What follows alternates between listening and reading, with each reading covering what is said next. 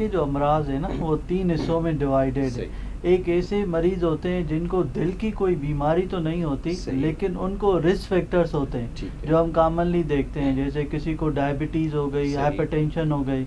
एक तो वो पॉपुलेशन है जिनको अभी दिल का मर्ज नहीं हुआ है। दूसरा ग्रुप वो है जिनको दिल का इस्टेब्लिश मसला हो चुका है, जैसे किसी को हार्ट अटैक हुआ है, किसी की एंजियोप्लास्टी हुई है। और तीसरे वो हैं जिनको एडवांस बीमारी हो गई है, जैसे दिल का पट्टा बहुत ज़्यादा कमज़ोर हो गया है या फेफड़ों के नालियों के बहुत ज़्यादा प्रेशर बढ़े हुए हैं, जैसे पल्मोनरी हाइपरटेंशन कहते हैं। तो इनको 3 हिस्सों में डिवाइड किए गया है।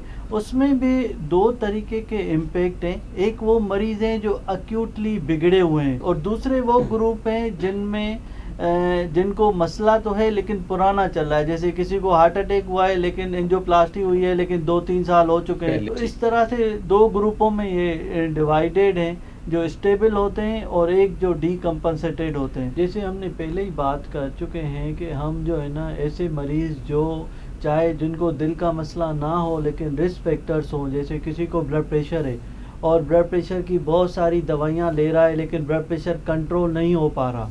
इसी तरह से डायबिटीज़ में बार बार किसी की शुगर कम हो जाती है या बढ़ जाती है या फिर इंसुलिन की बहुत ही हाई डोज लेनी पड़ती है।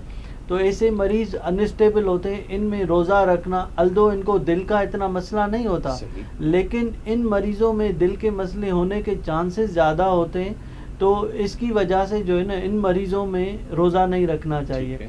अब आते हैं जिनको दिल का मसला हुआ है। अगर किसी मरीज़ को हार्ट अटैक हुआ है या कोई एंजियोप्लास्टी हुई है तो 6 हफ्ते तक तो उनको रोज़ा रखने की इजाज़त नहीं होती है, क्योंकि हमें पता है कि रोज़े से फ़ायदा तो होता है, इसमें तो कोई दो राय नहीं है, लेकिन रोज़े रखने से एक दूसरा पहलू भी है। जैसे हम जनरली हर साल हम देखते हैं कि ल्यूनर मंथ्स को फॉलो करते हैं, रमज़ान शरीफ में तो 10 दिन कम होता जाता है।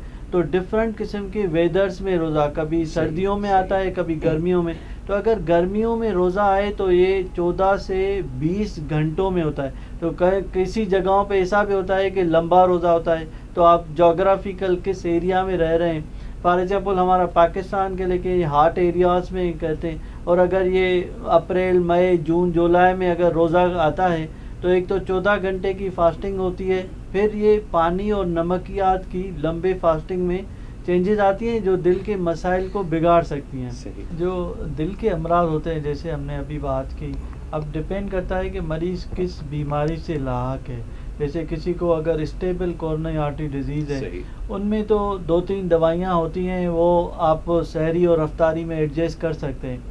लेकिन ऐसे मरीज़ जिनको दिल के पट्टे की कमज़ोरी होती है, जिसको हम हार्ट फेलियर कहते हैं, वो ज़्यादातर मरीज़ जो होते हैं पेशाब की दवाइयों पे होते हैं। और आजकल कुछ ऐसी दवाइयाँ आई हैं जो शुगर में भी यूज़ होती हैं और साथ में दिल के कमज़ोरी में भी यूज़ होती हैं। जैसे मरीज़ होते हैं कि जो 14 घंटे की फास्टिंग में होते हैं और वो दवाइयाँ भी ले रहे होते हैं, फिर उनमें पानी की इतनी कमी हो जाती है कि गुर्दे के फेलियर का चांस होता है। तो इसके लिए सबसे बेस्ट ये है कि कम से कम 1 महीना पहले अपने मुआलिज से मुलाकात कर लें।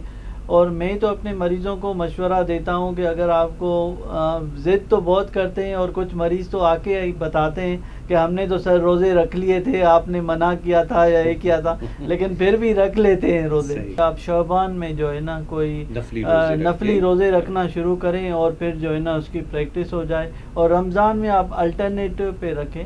अल्लाह ने इस चीज़ की इजाज़त दी हुई है कि अगर इंसान को कोई बीमारी है तो उसमें रोज़ा छोड़ सकता है, उसमें फ़र्ज़ नहीं है रोज़ा, जान बचाना फ़र्ज़ है। तो अगर कोई स्टेबल मरीज़ है, चाहे वो हाइपरटेंशन से रिलेटेड हो, चाहे उनको स्टेबल दिल की बीमारी हो, चाहे इवन हार्ट फेलियर ही क्यों ना हो, अगर स्टेबल हो तो उनकी दवाइयों को एडजस्टमेंट कर लें, मुआलिज से मुलाकात कर लें। अनफॉर्चुनेटली जो कार्डियोवैस्कुलर प्रॉब्लम है और फास्टिंग जो है ना हम मुसलमान फॉलो करते हैं, तो ऐसी कोई दिल के हवाले से कोई रेंडमाइज ट्रायल्स नहीं है जिसमें ये शो किया जाए। लेकिन जितनी भी स्टडीज़ हैं गल्फ़ की या एक्सपर्ट ओपिनियंस हैं, इसमें तो कोई दो राय नहीं है कि जो स्टेबल मरीज़ होते हैं उनमें जो है ना फास्टिंग से बहुत फ़ायदा होता है। कैसे, जैसे अभी बताया डॉक्टर वासिर ने कि मेटाबॉलिज्म इम्प्रूव हो जाता है।